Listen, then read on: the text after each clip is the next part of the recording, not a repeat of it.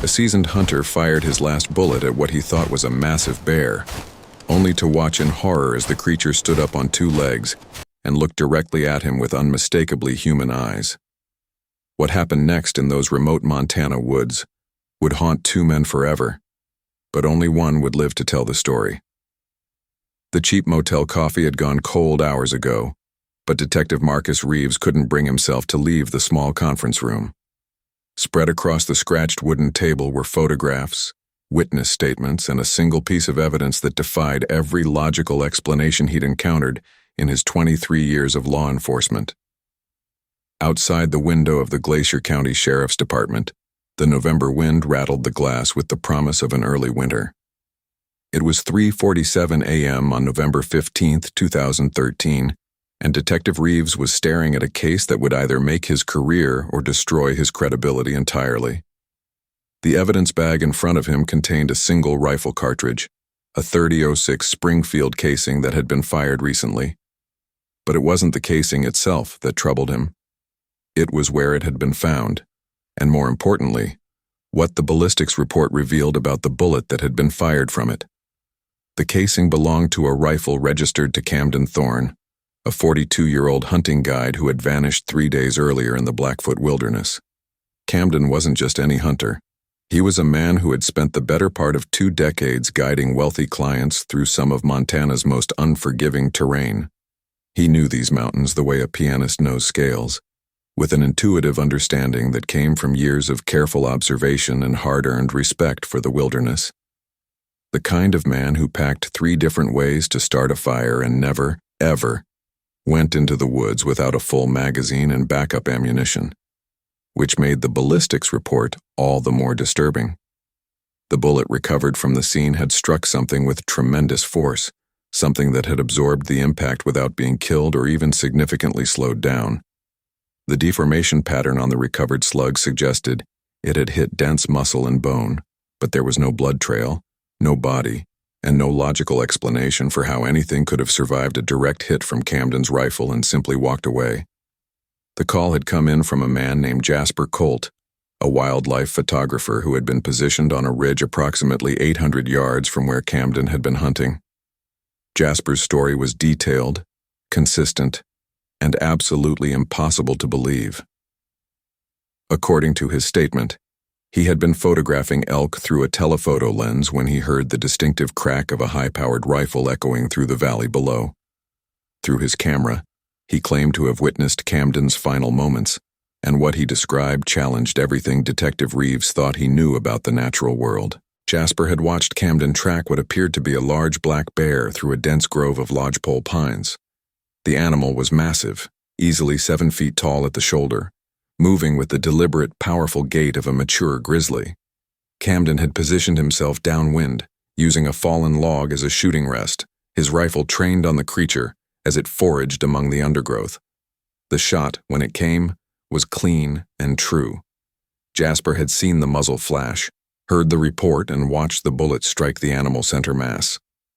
But instead of the quick, merciful death that Camden's expertise should have delivered, something extraordinary happened. The creature stood up, not the way a wounded bear might rear on its hind legs in pain or aggression, but the way a man stands up from a chair, fluid, natural, deliberate. And when it turned to face Camden, Jasper swore he could see intelligence in its eyes, a cold, calculating awareness that no wild animal should possess. What happened next unfolded with terrifying speed. The creature, now standing nearly 9 feet tall, began moving toward Camden with purpose. Not the shambling charge of an enraged bear, but the measured, predatory approach of something that understood exactly what it was doing. Camden, according to Jasper's account, had frantically worked the bolt of his rifle, ejecting the spent casing and chambering a fresh round. But his hands were shaking, his movements clumsy with panic, and the second shot went wide, splintering bark from a tree 10 feet to the left of his target. The creature closed the distance between them in seconds. Jasper, watching through his telephoto lens from nearly half a mile away, described seeing Camden raise his rifle like a club, but the gesture was futile. The creature was simply too large, too powerful, too impossibly fast.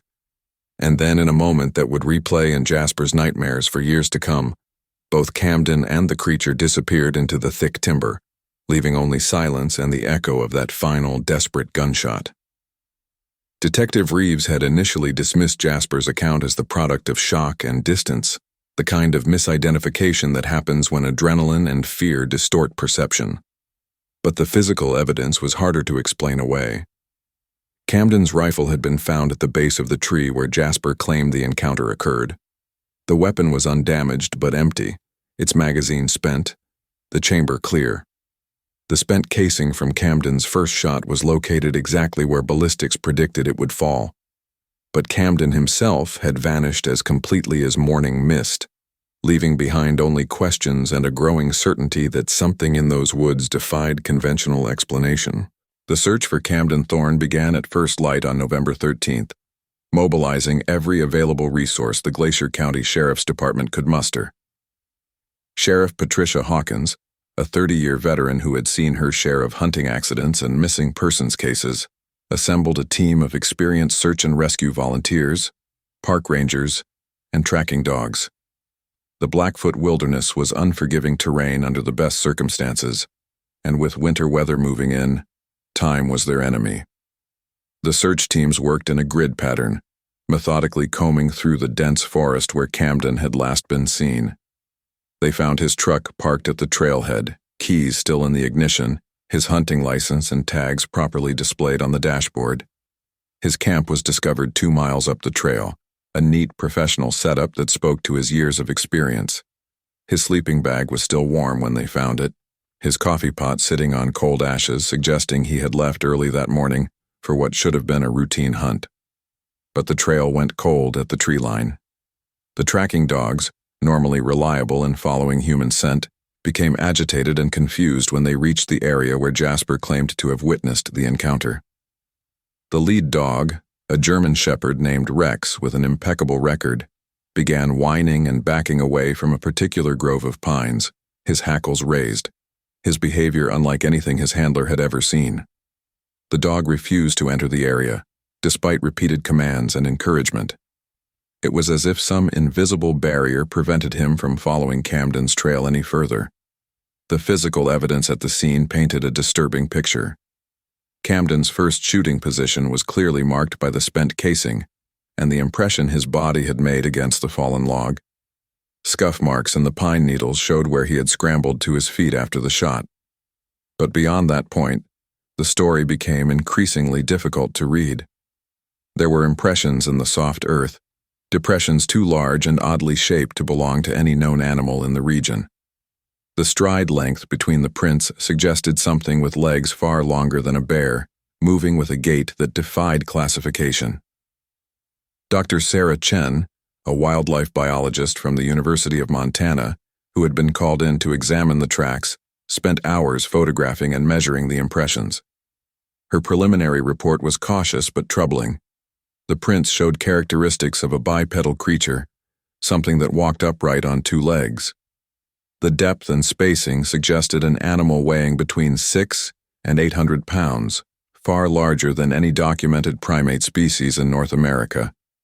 But what disturbed Dr. Chen most was the deliberate nature of the tracks. They weren't the random wanderings of a foraging animal, but the purposeful movement of something with a destination in mind. Meanwhile, Jasper Colt had become the reluctant center of the investigation. Detective Reeves interviewed him multiple times, each session revealing new details that only deepened the mystery. Jasper was a credible witness, a professional photographer with no history of mental illness or substance abuse. His equipment was top of the line, his photographs from that morning sharp and well composed. But when pressed for more details about what he had seen through his telephoto lens, Jasper's composure began to crack. He described the creature's face in terms that made Detective Reeves uncomfortable. It wasn't the face of an animal, Jasper insisted, but something caught between human and beast. The features were heavy, primitive but undeniably intelligent. The eyes, he said, were the worst part. They held the awareness that no wild animal should possess, a calculating intelligence that suggested the creature understood exactly what it was doing when it approached Camden. The creature had looked directly at Camden after being shot, Jasper claimed, not with the pain and confusion of a wounded animal, but with something that resembled anger or perhaps disappointment, as if it had expected better from the human who had just tried to kill it. The search expanded into its second day with no sign of Camden. Helicopters equipped with thermal imaging cameras swept the canopy, looking for any heat signature that might indicate a human presence.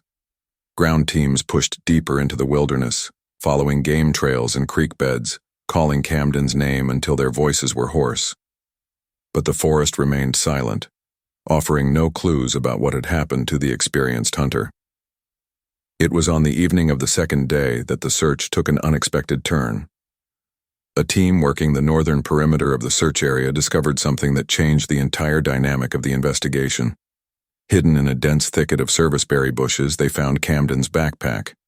The pack was intact but had been deliberately concealed, pushed deep into the undergrowth where it would never have been found by accident. Inside, they discovered Camden's wallet, his hunting license, a thermos still half full of coffee, and his cell phone. The phone's battery was dead, but when charged and examined, it revealed a series of photographs that Camden had taken on the morning of his disappearance. The images showed the routine documentation of a hunting trip, pictures of the sunrise, his campsite, and several shots of elk tracks he had been following. But the final photograph on the phone was different. It was blurry, obviously taken in haste, but it clearly showed something large and dark moving through the trees approximately 50 yards away. The image was too indistinct to make out details, but the size and posture of the figure suggested something walking upright on two legs. The timestamp on the photograph was 7:23 a.m., just minutes before Jasper claimed to have heard the first gunshot. Detective Reeves stared at the image on Camden's phone, feeling a chill that had nothing to do with the November weather. If you're finding this investigation as compelling as we are, make sure to hit that like button and subscribe for more unexplained cases that challenge everything we think we know about the wilderness. The discovery of the backpack raised more questions than it answered. Why would Camden abandon his essential gear? And more disturbing, who or what had hidden it so deliberately in the undergrowth? The methodical concealment suggested intelligence and planning, characteristics that pointed toward human involvement. But the physical evidence at the shooting site told a different story, one that defied rational explanation and pushed the investigation into territory that Detective Reeves had never encountered in his career. The third day of the search brought an unexpected development that would fundamentally alter the investigation's trajectory. A rancher named Dale Morrison, whose property bordered the national forest, contacted the sheriff's department with information he had been reluctant to share. Morrison was a practical man, someone who had spent 40 years working cattle in the shadow of the Rockies, and he was not given to flights of fancy or supernatural speculation. But what he had witnessed 3 nights earlier had shaken him to his core. Morrison's ranch house sat on a hill overlooking a broad meadow that stretched toward the tree line. On the night of November 12th, the same night Camden had made his final camp, Morrison had been awakened by his cattle. The entire herd was agitated, pressed against the far fence line, lowing and stamping in obvious distress. Morrison had grabbed his rifle and a flashlight, assuming a predator was working the herd. What he saw when he stepped onto his porch defied his understanding of the natural world. Moving across the meadow, clearly visible in the moonlight, was a figure unlike anything Morrison had ever encountered. It walked upright like a man but was far too large, too broad, too powerful to be human. The creature moved with purpose, crossing the open ground with long, measured strides that covered distance with unsettling efficiency. Morrison estimated its height at nearly 9 feet, with shoulders that seemed impossibly wide. But what disturbed him most was the creature's behavior. It wasn't foraging or wandering aimlessly like a wild animal. It was traveling, moving from the direction of the national forest toward the deeper wilderness to the north, as if it knew exactly where it was going. Morrison had watched through his rifle scope as the creature paused at the edge of his property, turning to look back toward the forest it had emerged from. In that moment, Morrison swore he could see intelligence in its posture, a deliberate assessment of its surroundings that spoke to cognitive abilities far beyond those of any known animal. The creature had then disappeared into the timber, leaving Morrison standing on his porch with more questions than answers, and a story he knew no one would believe. Detective Reeves drove out to Morrison's ranch that afternoon, bringing with him Dr. Chen and a forensics technician. The meadow where Morrison claimed to have seen the creature was soft from recent rains, and they found what they were looking for almost immediately. The tracks were unmistakable, a clear trail of impressions that matched the mysterious prints found at Camden's shooting site. But these tracks told a more complete story. The creature had indeed crossed Morrison's property, moving in a straight line from the national forest toward the northern wilderness. The stride length was consistent with something of enormous size, and the depth of the impression suggested tremendous weight. But most significantly, the tracks showed no signs of injury or distress. Whatever had been shot by Camden's rifle had not been slowed or weakened by the encounter. Dr. Chen spent hours documenting the trail, taking photographs and making plaster casts of the clearest impressions. Her analysis revealed details that challenged conventional understanding of North American wildlife. The foot structure was unlike anything in the scientific literature, showing characteristics of both human and ape anatomy, but scaled to a size that exceeded both. The toe arrangement suggested a creature capable of both bipedal locomotion and powerful gripping, adapted for movement through dense forest terrain. The investigation team followed the tracks as far as they could, but the trail eventually led into rocky terrain where impressions became impossible to detect. The creature had vanished into the wilderness as completely as Camden himself, leaving behind only questions and a growing certainty that something extraordinary was living in the remote corners of the Montana backcountry. As news of the investigation began to leak to local media, Detective Reeves found himself dealing with a new set of challenges. The story of a missing hunter and mysterious tracks attracted attention from cryptozoologists, Bigfoot enthusiasts, and paranormal investigators from across the country. The sheriff's department was inundated with calls from people claiming to have had similar encounters, each story more elaborate than the last. But buried among the obvious hoaxes and attention seekers were accounts that gave Detective Reeves pause. A logging crew reported finding trees that had been twisted and broken in ways that suggested tremendous strength, damage that couldn't be explained by wind or normal wildlife activity. A Forest Service ranger described discovering a campsite that had been systematically destroyed, with heavy equipment scattered as if by something with enormous power and obvious intelligence. A hunting guide from a neighboring county shared photographs of tracks he had found the previous spring, impressions that matched the ones Dr. Chen was documenting. The pattern that emerged suggested the presence of something that had been living in the remote wilderness for years, possibly decades, avoiding human contact through intelligence and careful planning. But Camden's encounter had changed that dynamic. For the first time, the creature had been directly confronted by a human, shot at, and forced to respond. The question that haunted Detective Reeves was whether that response had included eliminating the threat that Camden represented. On the fourth day of the search, the investigation took another unexpected turn. Jasper Colt contacted the sheriff's department with additional information he had been reluctant to share.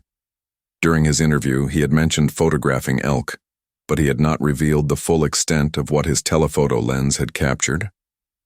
Jasper had been taking pictures continuously during the morning of Camden's disappearance, his camera set to rapid-fire mode to capture the movement of wildlife. When he finally worked up the courage to review all of his photographs from that morning, he discovered images that documented the encounter in terrifying detail. The photographs showed Camden tracking through the forest, his rifle ready, his posture alert and professional. They captured the moment he took his shooting position, the muzzle flash of his rifle, and the immediate aftermath of the shot. But most significantly, they showed the creature's response. Jasper's telephoto lens had captured the moment the creature stood upright, revealing its massive size and unmistakably humanoid posture. The images were grainy and taken from a great distance, but they clearly showed something that defied classification. The creature's face was partially visible in several frames, revealing features that were both primitive and intelligent, a combination that challenged everything science understood about primate evolution in North America. The final photographs in the sequence showed the creature moving toward Camden with obvious intent, its massive form disappearing into the dense timber where the confrontation had taken place. Detective Reeves studied the images with a mixture of fascination and dread, knowing that he was looking at evidence of something that would change everything if it ever became public knowledge. The photographs from Jasper's camera created an immediate crisis within the sheriff's department. Sheriff Hawkins convened an emergency meeting with Detective Reeves, Dr. Chen, and the lead search coordinator to discuss how to proceed. The images were undeniably authentic, showing something that challenged the fundamental assumptions of modern wildlife science. But releasing them to the public would transform a missing person investigation into a media circus that could compromise any chance of finding Camden alive.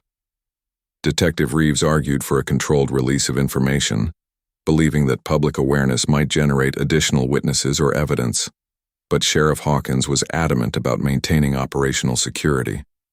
The investigation was already attracting unwanted attention from conspiracy theorists and amateur cryptozoologists. Adding photographic evidence to the mix would bring national media attention and potentially thousands of curiosity seekers into an active search area. The decision was made to classify the photographs as sensitive evidence, restricting access to essential personnel only. Dr. Chen was authorized to consult with select colleagues in the scientific community, but under strict confidentiality agreements. The official investigation would continue to focus on finding Camden while quietly pursuing the larger questions raised by the evidence. Meanwhile, the search teams had expanded their efforts into the northern wilderness where Morrison's tracks led. This was truly remote country, accessible only by foot or helicopter, where the Forest Service maintained no trails and few humans ever ventured. The terrain was brutal, a maze of steep ravines, dense timber, and rocky outcrops that could hide secrets for decades. It was in this forbidding landscape that the search teams made their most significant discovery. A helicopter crew conducting aerial reconnaissance spotted something unusual in a narrow valley approximately 15 miles from Camden's last known position. From the air, it appeared to be a structure of some kind, hidden beneath the forest canopy but visible through gaps in the trees. The pilot, an experienced search and rescue veteran, described it as unlike anything he had seen in 20 years of flying over the Montana wilderness. A ground team was immediately dispatched to investigate, but reaching the location required a full day of hiking through some of the most challenging terrain in the region. When they finally arrived at the coordinates, they found something that defied explanation. Hidden in a grove of ancient cedars was what could only be described as a shelter, but one constructed with a level of sophistication that suggested intelligence far beyond that of any known animal. The structure was built from massive logs, some weighing several tons, arranged in a complex pattern that provided both protection from the elements and concealment from aerial observation. The construction showed evidence of planning and engineering, with drainage channels carved into the surrounding earth and ventilation gaps positioned to maximize airflow while minimizing visibility. But most disturbing were the contents of the shelter. Scattered throughout the interior were objects that clearly belonged to humans, items that had obviously been collected over many years. There were pieces of camping equipment, fragments of clothing, and personal effects that suggested multiple encounters with hikers and hunters who had ventured too deep into the wilderness. Among these artifacts, the search team found Camden's rifle. The weapon was undamaged, but had been deliberately placed in a position of prominence, as if displayed like a trophy. The discovery sent shockwaves through the investigation team and raised terrifying questions about Camden's fate. If the creature was intelligent enough to construct such a shelter and collect human artifacts, what did that suggest about its intentions toward the people it encountered? Dr. Chen's examination of the shelter revealed construction techniques that challenged her understanding of animal behavior. The logs had been moved and positioned with precision that required not just tremendous strength, but spatial reasoning and long-term planning. Tool marks on some of the wood suggested the use of implements, possibly fashioned from stone or bone. The entire structure represented a level of cognitive ability that existed nowhere in the scientific literature on North American wildlife. As the investigation entered its fifth day, Detective Reeves found himself confronting the possibility that Camden Thorne had encountered something that science insisted could not exist. The evidence was overwhelming, but the implications were staggering. If such a creature was living in the Montana wilderness, how many other disappearances might be connected to its presence? And more immediately, what had happened to Camden after his rifle was taken?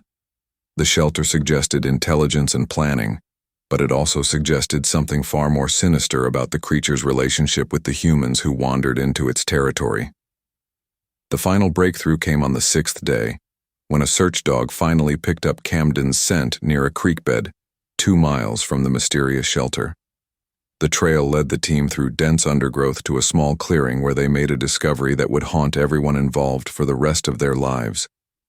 Camden Thorne was alive, but barely recognizable as the confident hunting guide who had entered the wilderness a week earlier. He was found sitting against a large boulder, his clothes torn and filthy, his eyes wide with a terror that seemed to look through the rescue team rather than at them. He was physically unharmed but appeared to be in a state of severe psychological shock, mumbling incoherently about eyes in the darkness and something that walked like a man, but wasn't human. The rescue team immediately called for a medical helicopter, and Camden was airlifted to the regional hospital, where he was placed under psychiatric observation. For 3 days he remained largely unresponsive, speaking only in fragments about being watched, being studied, being kept alive for reasons he couldn't understand. Dr. Elizabeth Warren, the psychiatrist assigned to his case, had seen trauma victims before, but Camden's condition was unlike anything in her experience. When Camden finally began to speak coherently, his account of the previous week challenged everything the investigation team thought they understood about the case. He remembered the encounter exactly as Jasper had witnessed it, firing at what he believed was a massive bear, watching in horror as the creature stood upright and revealed its true nature. But what happened after the creature approached him was even more disturbing. According to Camden, the creature had not killed him, but had instead studied him with an intelligence that was unmistakably human-like.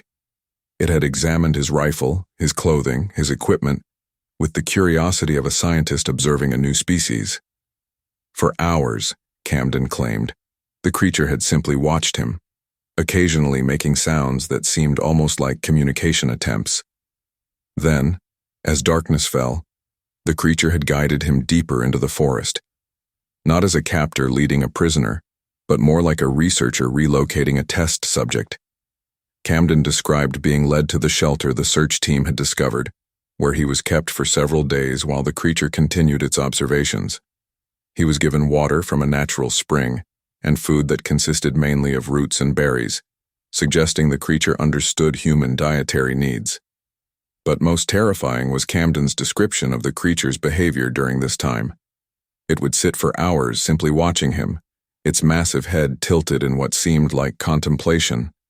Occasionally it would attempt to communicate, making complex vocalizations that sounded almost like language. Camden became convinced that the creature was trying to understand him, to learn about humans through direct observation. The creature had eventually released him, Camden claimed, leading him back toward the area where the search teams would find him. But before departing, it had done something that would stay with Camden forever. The creature had looked directly into his eyes and made a sound that Camden could only describe as a warning, a clear communication that he should never return to this part of the forest. Detective Reeves interviewed Camden multiple times, each session revealing new details that painted a picture of an encounter with something that possessed intelligence, curiosity, and perhaps even a primitive form of ethics. The creature had the power to kill Camden easily, but had chosen instead to study and ultimately release him. This suggested a level of cognitive sophistication that challenged fundamental assumptions about what kinds of intelligence could exist in the North American wilderness. The case was officially closed with Camden's recovery, but the larger questions it raised remained unanswered. The photographs, the shelter, the physical evidence all pointed to the existence of something extraordinary living in the remote corners of Montana. But by mutual agreement among all involved, the full details of the investigation were classified, shared only among a small group of scientists and law enforcement officials who understood the implications of what they had discovered. If this incredible story has left you questioning what else might be hiding in our wilderness areas, smash that like button and subscribe for more encounters that challenge our understanding of the natural world. Camden Thorne returned to his family but never guided another hunting trip. He sold his equipment and moved to a small town far from any forest, spending his remaining years as a changed man who would never again venture into the deep woods. Jasper Colt destroyed his photographs and gave up wildlife photography, unable to shake the memory of what he had witnessed through his telephoto lens. And somewhere in the vast wilderness of Montana, something continues to watch from the shadows, intelligent enough to avoid human contact, powerful enough to survive in the harshest conditions, and curious enough to occasionally study the strange bipedal creatures that sometimes wander into its ancient domain.